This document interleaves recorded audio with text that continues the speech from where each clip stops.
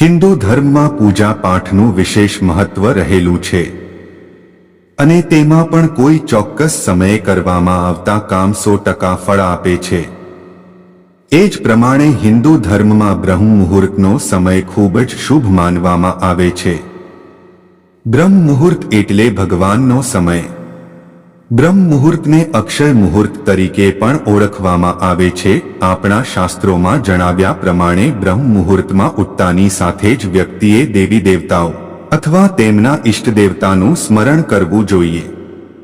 તેનાથી વ્યક્તિને દરેક પ્રકારે લાભ થાય છે અને તેની મનોકામના પૂરી થાય છે। જ્યોતિષીઓના કહેવા પ્રમાણે બ્રહ્મ મુહૂર્તમાં ઉઠતાની સાથે જ તમારે તમારી હથેળી જોઈને કેટલાક મંત્રોનો જાપ કરવો જોઈએ। આવું કરવાથી જીવનમાં સુખ સમૃદ્ધિ રહે છે। આવો આજે જાણીએ બ્રહ્મ મુહૂર્તમાં ઉઠતાની સાથે જ કયા મંત્રોનો જાપ કરવો જોઈએ।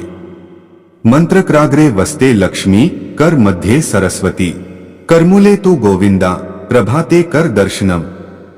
તમારી હથેળીઓ ખુલ્લી રાખીને આ મંત્રનો જાપ કરો। ગાયત્રી મંત્ર ભૂર્ભુવ સ્વ તત્સવિતુર્વરેણ્યમ ભર્ગો દેવસ્ય ધીમહિ ધિયો યો ન પ્રચોદયાત। આ મંત્રનો પાઠ કરવાથી બુદ્ધિ અને જ્ઞાનમાં વધારો થાય છે। રોજ સવારે બ્રહ્મ મુહૂર્તમાં ગાયત્રી મંત્રની ઓછામાં ઓછી 3 માળા કરવી જોઈએ। આમ કરવાથી વ્યક્તિની બુદ્ધિ તેમ સુખ સમૃદ્ધિમાં વધારો થતો જોવા મળશે।